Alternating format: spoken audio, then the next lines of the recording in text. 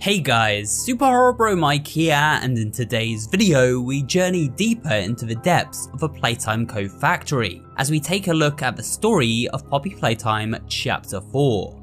This video will walk you through the narrative events of this latest entry in the Poppy Playtime franchise, as well as explaining some of the mysteries contained within by taking a look at various notes and audio logs. However, theory talk will be reserved for future videos. The purpose of this story explained is to summarize the story on a surface level, condensing the events of this sprawling chapter into one easily digestible video. So sit back, relax, and let's explore the story of Poppy Playtime Chapter 4.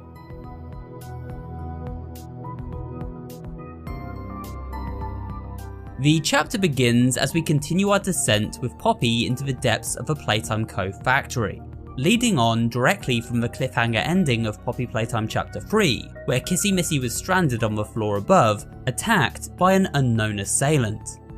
Poppy explains that she must embark on a rescue mission to save Kissy, but tells our protagonist to continue with their mission to try and stop the prototype. She warns us that this area of the factory is more dangerous than anything we've encountered before. Be careful. Down here, it's not like anything you've seen above. It's not trying to hide what it is. It's hell. And Playtime wanted it to be. Poppy instructs us to follow the red smoke pipes as they will guide us to our intended destination. She also explains that she has allies down here that can aid our character in their quest, and so our hero sets off alone as Poppy returns to the upper levels to save her friend. Following the pipes, our protagonist makes her way through a nearby cave system, where they discover a note documenting the flammable properties of a red smoke. The gas will explode if it comes into contact with a naked flame, and this seems to be exactly why Poppy has rerouted the red smoke in the previous chapter. We eventually emerge from the caves into a horrifying toy graveyard, where the bodies of smiling critters are stacked in gruesome heaps as far as the eye can see. This appears to be where Playtime Co. dumped the bodies of failed and deceased experiments after they no longer served a purpose for the company's twisted research. At the far side of this area is the entrance to the prison. However, before our hapless hero can enter, blinding spotlights halt their progress and the doors seal shut. They are then attacked by hordes of ravenous huggy toys and must repel them with a trusty flare gun. After the attackers flee back into the shadows, our protagonist must locate an alternate path inside.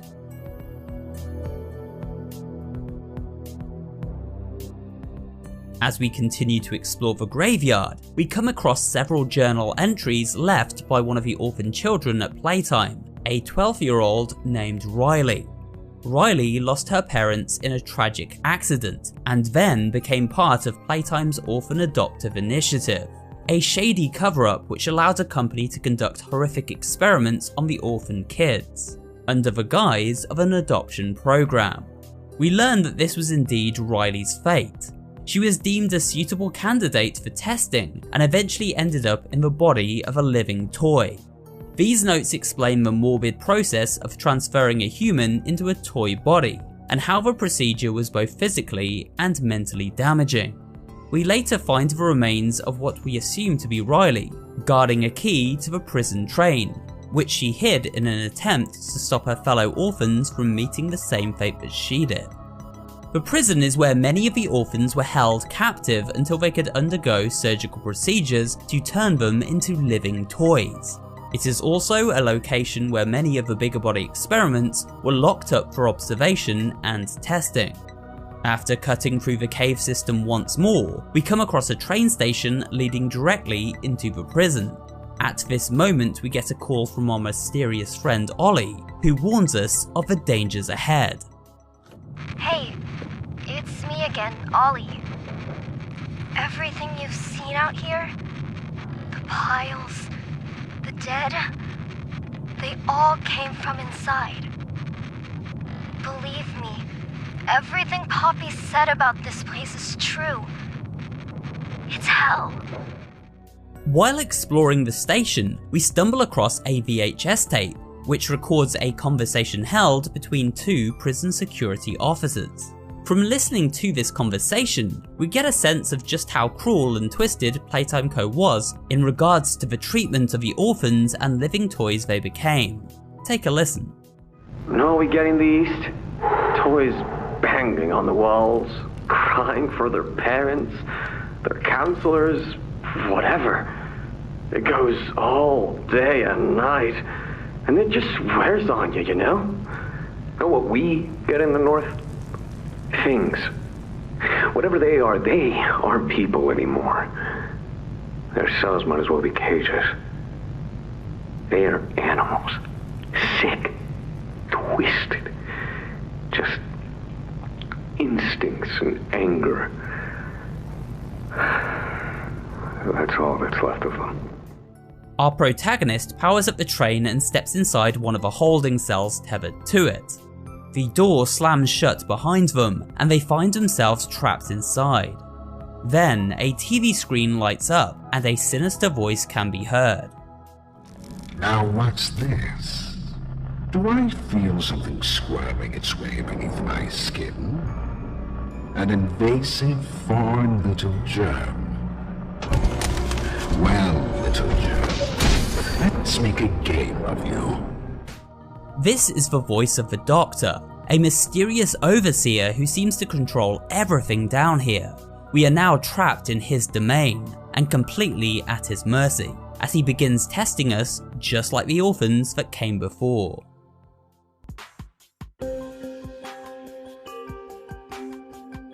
So, who is the Doctor?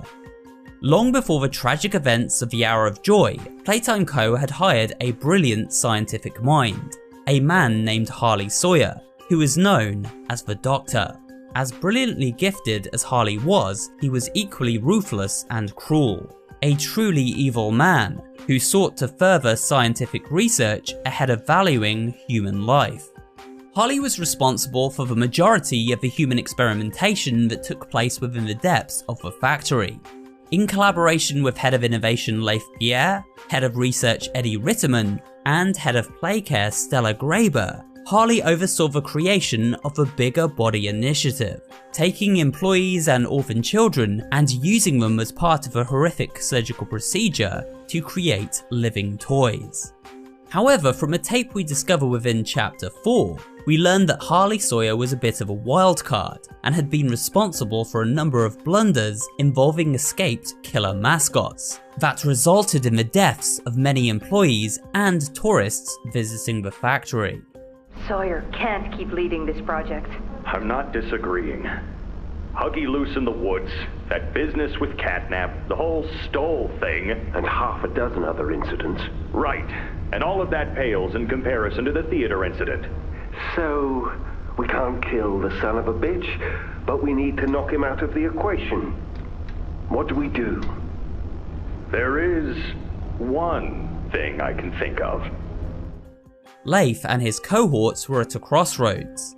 They needed Harley's knowledge and expertise to continue their research and the creation of these living toys, but realised he was too much of a liability to keep around.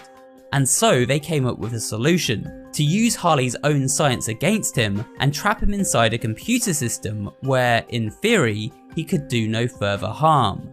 Harley was put through a surgical procedure that divvied up his organs into various life support systems, all hooked into a matrix databank. He now exists as a ghost in the machine. A new doctor named Dr. White then taking over his position as surgeon.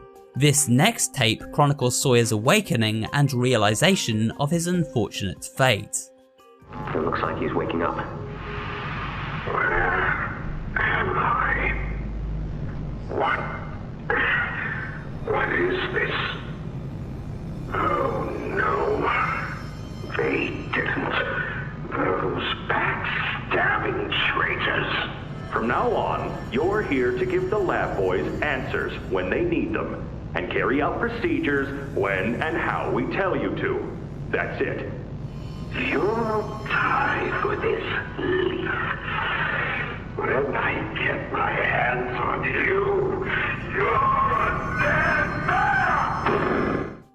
Harley was furious and felt betrayed. He vowed revenge on everyone who had wronged him and formed an alliance with a mysterious entity known as the Prototype. Together, the two plotted to put into play a plan, one which would allow the bigger bodies to overthrow their creators and run amok throughout the facility. This now known as the Hour of Joy, where almost all the Playtime staff were brutally killed. We get a rough idea of how this plan was executed by listening to a VHS tape documenting a conversation between the prison warden and the doctor.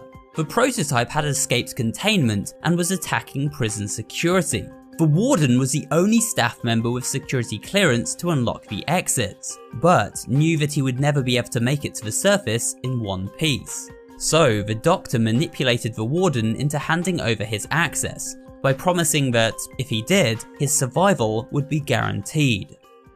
What? The Omni Hand. If you give it to me, I can get you anywhere. I'll have control over everything. I can shut some doors, open others. I can make you a pathway that leads right to the exit. I don't know. If you want to wait to get torn to pieces, that's your prerogative. But look at your immediate options, Warden. What choice other than this gets you out of here alive? After the doctor gained access to the prison security systems, he was then able to release all of the other mascots from containment and grant them a path to the factory floor above. And so the Hour of Joy and massacre of thousands of Playtime workers ensued.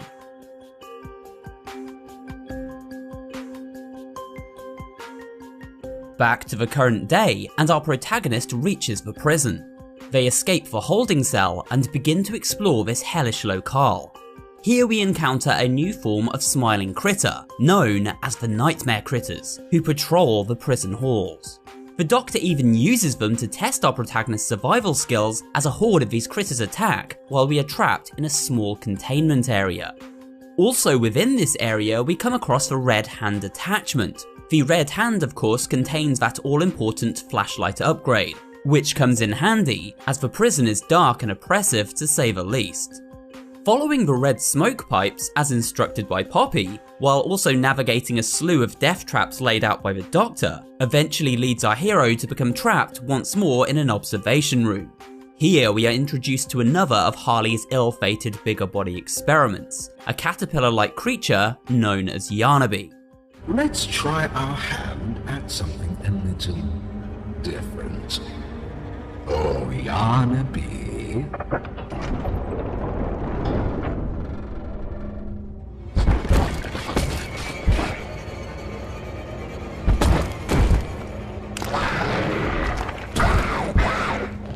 Please, do keep making this enjoyable for me. I'll be taking notes. I will go into more detail about the backstory of Yarnaby and other new monsters found within this chapter in an upcoming Monsters Explained video, so stay tuned for that. For now, our task is simple. We must use stealth and cunning to avoid Yarnaby as the fluffy but deadly monstrosity stalks us through the back rooms of this prison. However, it seems a mysterious benefactor is here to lend a decidedly stretchy helping hand, unlocking doors and triggering distractions around the environment to throw Yarnaby off our scent and help us navigate to freedom. After a brief chase, we manage to escape Yarnaby's clutches, at least for now. In the next room, we come across a VHS tape, which reveals a little more about the head of Playcare, Stella Graber, and why this seemingly pleasant woman became involved in playing a part in the Bigger Body Initiative. You know, the project lead, Dr. Sawyer, wasn't sure about giving you that information in the first place. He thinks your affection towards those kids could be a liability. What do you think about that? I took this job because I wanted to help change kids' lives for the better. Of course, these procedures are far from ideal. I cried like a baby when I read them. But I started looking past the here and now. Started looking down the road a bit. And that's when it clicked. What your researchers can do down here will someday help a lot of people out there. including so many kids. From this conversation between Stella and Leif, we discover that Stella was led to believe the experiments, while cruel in nature, could ultimately lead to helping millions in the future. It seems her good but naive nature was manipulated by people like Leif, who sold her on a false dream.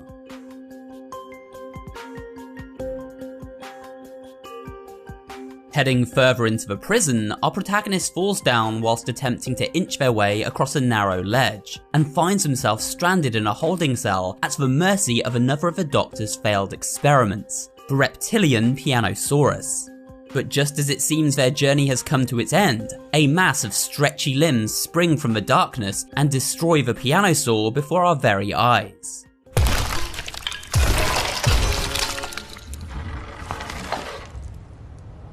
Now that hit the spot. I haven't eaten in weeks. Hiya there, pal. Don't worry, I won't eat you. I'm Doughy. I was told to expect you. This is Doughy the Doughman. While he is certainly capable of violence, Doughy is mostly docile, and we learn he is in fact working with both Poppy and Ollie to try and put a stop to the prototype's diabolical reign. But who is Doughy? Well, at the beginning of the chapter we witness an advertisement for this Doughy character, who seems to be some sort of putty-based toy, fully malleable and able to bend and stretch into many different shapes. Following on from this commercial is home video footage of a boy named Jackie, who receives an action figure of Doughy as a Christmas present from his parents, along with a ticket for a tour of the Playtime factory itself. Unfortunately, this tour ended in tragedy. While exploring the dough mixing room, Jackie falls from a catwalk and lands in one of the mixing tanks, where he becomes infused with the very dough itself. Later on in the chapter, we learn that, after this accident, Playtime managed to resurrect Jackie as the living version of Doughy we team up with during this chapter. Jackie's parents receive a secret invitation back to the factory, where a Playtime scientist allows them inside Doughy's room. The mother is delighted to reunite with her son, even in this monstrous new form, but the father is a little more concerned. And his concern is well founded, as Jackie, now in his Doughy reincarnation, ends up killing both his parents in a fit of rage. Hey, you'll be okay, I promise. Mommy's only here to talk. No, I don't want to talk. Get out! Susan, I think we should leave. Jackie, I'm staying right here. The gentle voices lie. I know what they do. They lie. And they poke, and they hurt! Susan, get away from me! Jack? Hey, open this door! Oh, God. Susan! Please, open the door! Please!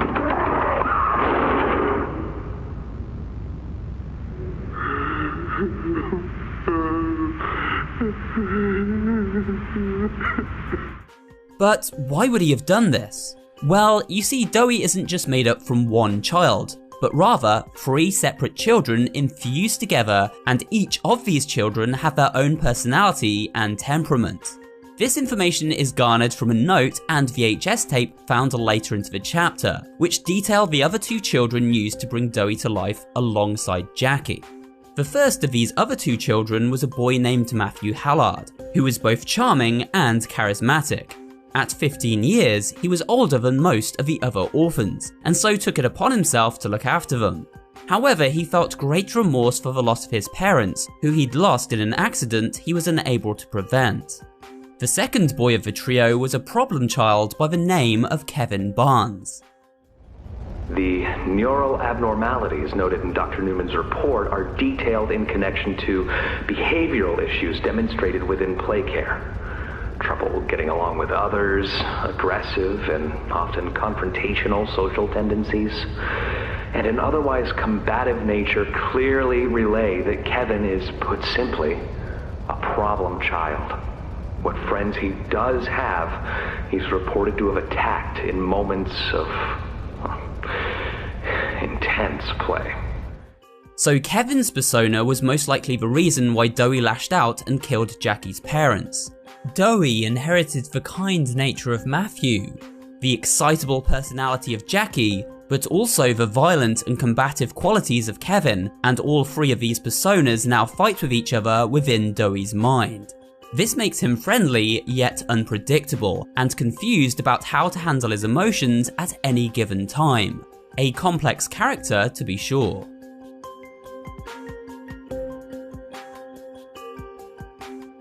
We join Doey as he guides us deeper into the prison towards a location he refers to as Safe Haven.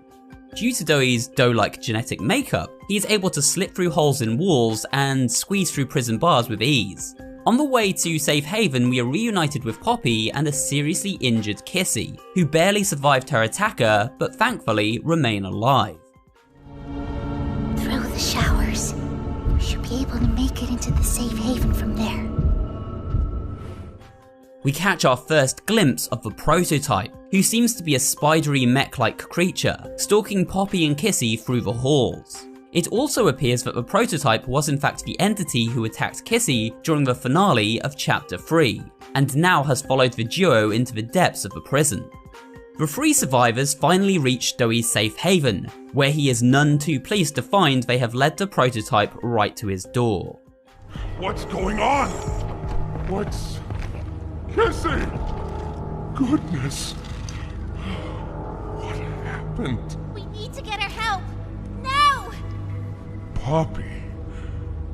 Is that really... Right. Take her to one of the beds. I'll check the defenses. See if something's still outside. Not just something. It's him!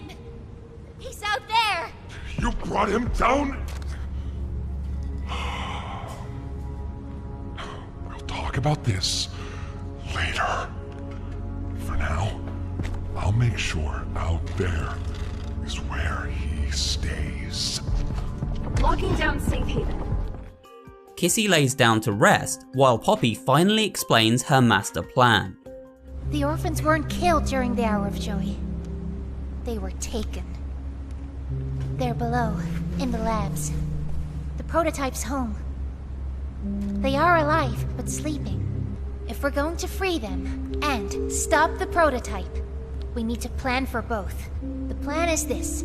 We'll fill the foundation with smoke, and line it with old mining charges. Then once you, me, and Kissy have freed the orphans, our friends here will blow this place sky high. That's our revenge. Poppy plans to use the red smoke to blow the entire facility sky high, eliminating all trace of the cruel research and experimentation conducted by Playtime Co., as well as putting an end to the prototype once and for all. She also informs us that many of the orphan children are still alive, and currently under the prototype's care. Therefore, they must be freed and led to safety before the explosion is set off. She then instructs us to speak with Doey so he can explain the next step to put this plan into action. Doey leads us into the auxiliary power room, where he airs his concerns with Poppy's plan for revenge. But I ask you to consider, if we throw everything away, everyone, just to kill the prototype, how much do we waste? I know the others might believe it's right, that we should bury everything, but let's just think about it. Doey values the lives of the toys under his care within the Safe Haven, and doesn't wish to see harm come to them, despite them having no possible way of life on the surface world.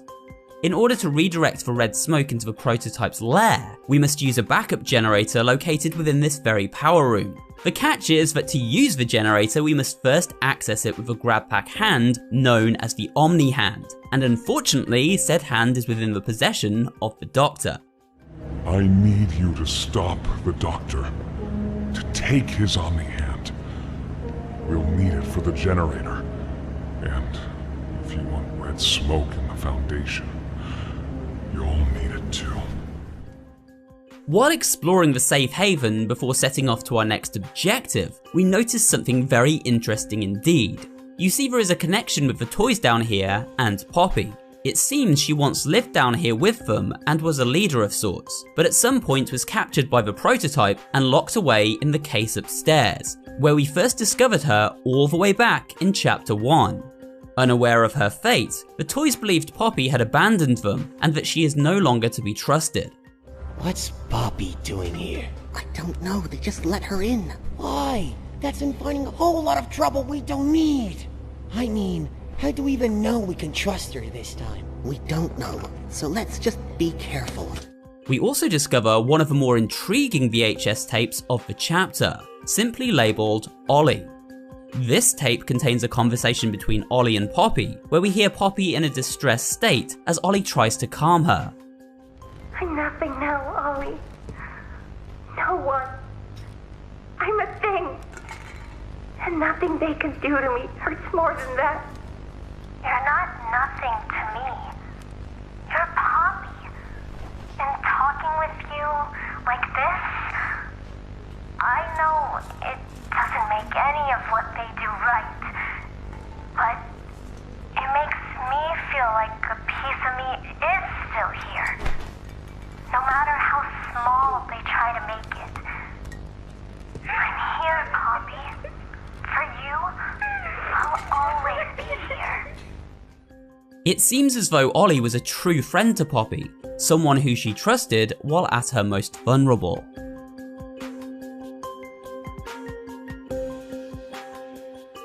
And so our protagonist bids farewell to the safety of the haven and makes their way into the sewer system. Here they overhear a conversation between Doey and Poppy, who are at odds with one another in regard to the execution of her master plan. It's the best for everyone, Doey, that no trace of this place is left. We agree to that. We've starved down here. We've been hunted. And now you're asking us to burn everything? All of us? We've made our life protecting these toys. And they've saved us in more ways than one. I wish there were another way, Doey. But I just don't see it. After navigating the sewer system, we emerge in a mine shaft. As they explore the mines, our hero is once again ambushed by the relentless Yarnaby, who begins stalking them through the eerie tunnels and maintenance areas while they desperately try to restore power to the exit. After avoiding Yarnaby's detection and rerouting the power to the exit, our protagonist continues on, but just as they begin to leave, Yarnaby picks up their scent and gives chase.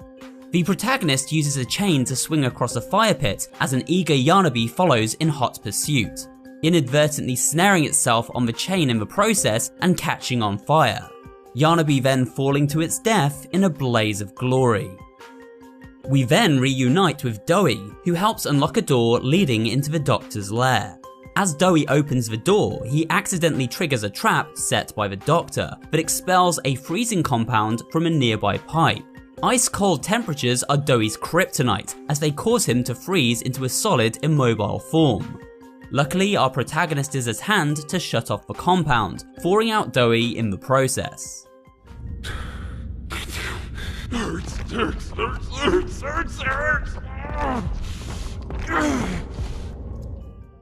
Doey stays behind to recover, and so we continue alone. Soon discovering one of the dig sites set up by construction company Warrenbach, the Doctor's hideout is located directly above. As we explore this area, the Doctor begins taunting our hero and asking some intriguing questions about why they have chosen to return to the factory. Questions for now that must remain unanswered. And to think Playtime had someone of such rare quality and never noticed. Funny.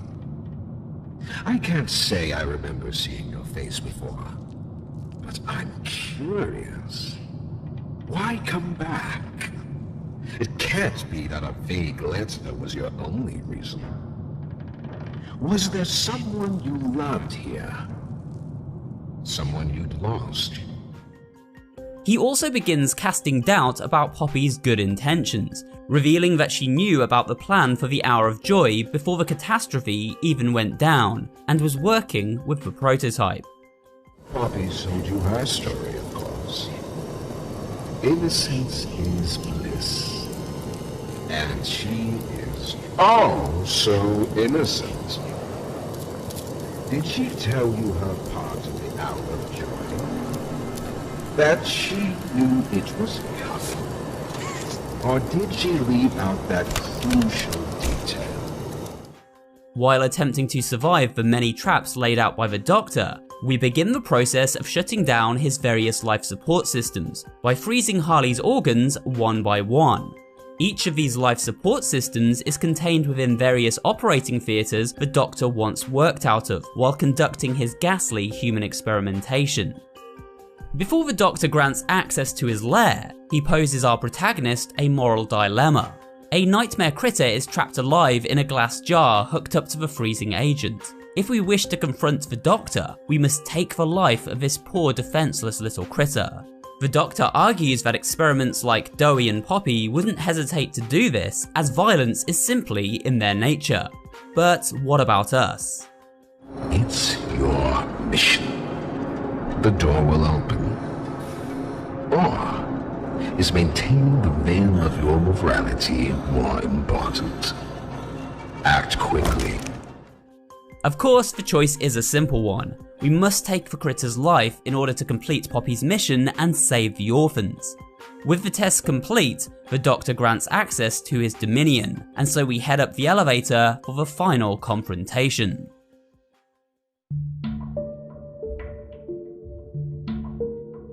After ascending the elevator shaft, we finally reach the Doctor's location and witness a giant electrical machine in which his main consciousness is contained. But life is never that simple, and there is one more trap the Doctor has in store. We are plunged into a dark pit by one of the many robots that Harley has taken control of, and find ourselves confined to the server room below. Here we must power up the exit gate by locating 4 fuses and plugging them into computer terminals in the central hub. All the while we are hunted by the Doctor's robot army. After surviving this ultimate gauntlet, our hero returns to the upper levels and finally shuts down the Doctor's life support system, vanquishing him once and for all.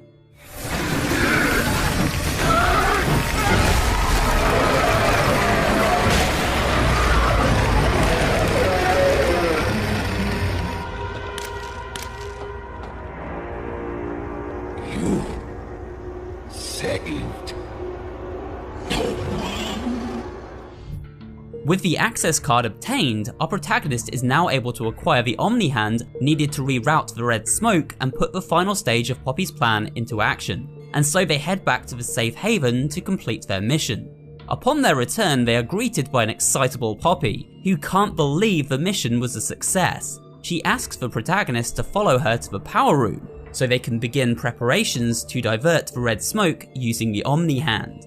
While speaking with Poppy and Dowie, the trio receive a troubling phone call from Ollie, who explains the prototype is heading straight for them. He's outside! Ollie! He's outside! You need to distract him, Dowie. Please, keep him away from here. Without the generator! I know, but he can't get in here. Not now. Just buy us some time. Ollie, if you can hear me, work with our friend here.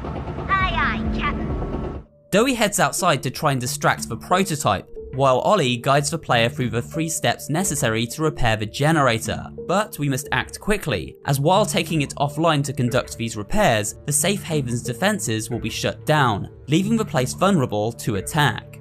With Ollie's guidance, the generator is soon repaired. However, Dowie is nowhere to be seen. Poppy instructs us to head to a location known as the Foundation, where we can plant the explosives and blow up the red smoke. Head for the Foundation. Plant the explosives. Meet back here after. We'll go over what comes next.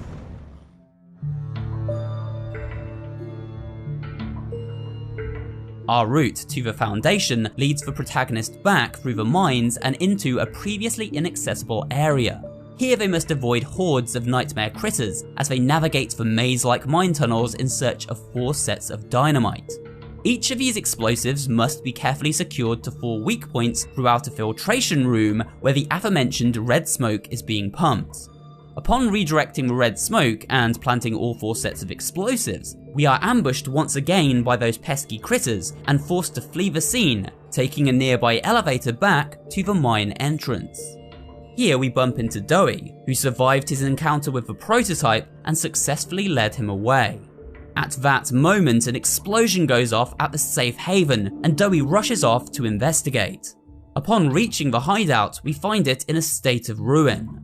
The prototype managed to gain access to the safe haven and used an explosive charge to blow the place sky high. Dowie's friends now lying dead beneath the rubble. In this moment, he sees red, and the violent persona of Kevin takes hold. He killed my friends! You. It all started with you. You and her. It was you who ruined everything! No, that's not true. They jump-started the generator. They destroyed everything! I'll kill you! Dowie snaps and smashes the ground in a fit of rage. This causes a cave-in and he is crushed by a landslide. However, he survives, but is overcome by rage and takes on a new monstrous form. Dowie can no longer control his emotions. Stricken by grief, guilt and anger, he begins furiously chasing our hapless hero as they race to safety through the winding caverns that surround the once safe haven. During this chase sequence, we can acquire a very secret tape, but we'll take a listen to that a little later. After a narrow escape from Dowie, we emerge at the dig site below the Doctor's lair. Monster Dowie catches up to the protagonist, and with no place left to run, they are forced to fight. As Dowie pursues us, we hear the conflicted personas of the 3 children trapped inside him, crying out in pain and anger. Mom and Daddy, I just want to go home. Just want to play a little longer. Too loud! Hate her! Hate everything! To defeat Dowie, we must grab canisters of freezing agent and place them in his path. These canisters then become stuck to Dowie's gloopy body as he passes over them. He must then be led beneath one of several saw blades located around the dig site, and the canister detonated using the flare gun. This freezes the monster in place, and then it's time to cut him down to size. Doing so enough times allows us to defeat Dowie, at least for now. You see, only moments after leaving this area, Dowie manages to reassemble once more, and grabs our hero as they make their getaway. Unfortunately for Dowie, he captures us in a crushing room, and so by freezing him here one last time, we are able to finally terminate the ill-fated experiment. Can't trust anyone! The gentle voices lie! You lie! I tried to be better, to be who they needed. Not smart enough, not good enough, not...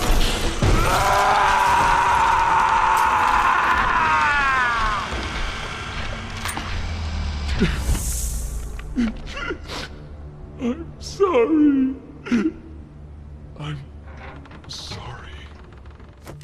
Shortly after this confrontation, we discover an audio recording left behind by Dowie that sheds a little more light on how his splintered personality works. It seems he genuinely had good intentions, however exposure to increasingly dark and depressing events caused him to have trouble keeping his cool. For the past few months, the fighting's been bad. Real bad. I've, seen a lot of stuff I probably shouldn't. It's been hard to keep my head straight. The others, they look to me to know what to do. Also in this post-boss area, we find a red VHS player, where we can finally check out that secret tape collected as we fled from Doi. The tape is an audio recording from Poppy, where she explains that despite her hatred for the prototype, she knows he is right, and the living toys can never leave the factory. Prototype says we can't leave. Not now, not ever. I hate him, and I hate this place, and I hate that he's right. He explained everything, and he's right. What they did to us, we can't ever let it happen to us or anyone ever again. The tape also confirms one of my own theories, that Poppy is in fact the daughter of Playtime co-founder Elliot Ludwig. I wish you were here, Dad. I could really use one of your talks right about now. You'd know what to say. When you were running this place, you always knew what to say. I miss you.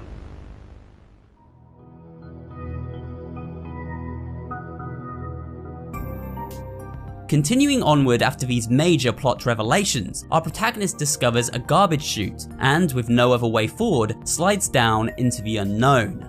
At the bottom of this chute, they find Kissy and Poppy, who have sought refuge in the ventilation tunnels. Poppy desperately attempts to get in touch with Ollie, worried as to his fate after the explosion above. Poppy is furious that we killed Doi, but before she has time to further elaborate, the phone rings and Ollie is on the line. However, he now sounds far more sinister. Ollie! Something's gone horribly wrong. The safe haven— Shelf ventilation block B6. Is this where you are, Poppy? What? Stay where you are. And listen closely. You're not going to run. You're not going to fight. The charade is over. Who is this? An obvious question with an obvious answer. You. What did you do with Ollie? I'm right here, Poppy. For you, I'll always be here. We discover that Ollie is in fact the prototype, or rather one of the many voices it is able to mimic. It seems as though each victim of the prototype is amalgamated into its very fibre, and then becomes replicable to trick and lure in its victims. Ollie was once an orphan boy who befriended Poppy, but fell victim to the prototype long ago, and now is simply used as a tool for his benefit. The prototype goes on to explain that Poppy is important to him and should return home. What are you going to do with me? I've got something special in mind. I prepared it just for you. And this one, You will never want to leave. I admit, though, I'm disappointed. After all that time in your case, I'd hoped you'd see things differently. Don't you understand? It's always been about you And we'll hobby What we are. It's time to come home. Poppy. It's time to come home. This raises the question, why is Poppy so important to the prototype, and what exactly is their connection? Desperate to avoid becoming a prisoner locked up inside her case once more, Poppy flees the scene, leaving Kissy and our protagonist to the prototype's mercy. The prototype has taken the detonators planted in the red smoke room and placed them all around the vent system, attempting to blow Kissy and our hero to bits. Kissy bravely throws herself at the protagonist and shields them from the blast. However, as she does so, the floor gives way and we fall into the depths below, tearing off Kissy's arm in the process. Picking themselves up from their fall, our protagonist ventures through the cave system they now find themselves stranded in. They soon locate an ominous chamber where the poppy flowers used in human experimentation are grown. At the far side of this flower chamber is a door and inside a VHS tape. However, no sooner than we insert this tape, the door seals shut and we find ourselves trapped. We then hear the voice of Head of Innovation Leif Pierre, who explains this is the most secure area of the facility and that we are trespassing. The punishment is death. This is the single most high security, high clearance section of the whole factory. When someone finds you down here, you will be shot. And before you get any ideas, don't think you can just sneak away either. After the tape concludes, a familiar figure appears in the flower chamber outside, the return of Huggy Wuggy. Somehow Huggy survived the fall at the end of chapter 1, and now lives on in a hideously deformed state. He charges towards the door and begins pounding on it like a wild animal. What will our fate be now? Well, we'll have to wait and see, as this is where the story of Poppy Playtime chapter 4 draws to a close. And with that, we have come to the end of this story explained video for Poppy Playtime chapter 4. I hope you found it both entertaining and informative. If you did, remember to leave a like, comment down below, and of course subscribe for more horror-related content. Thanks for watching, and I'll see you on the next video.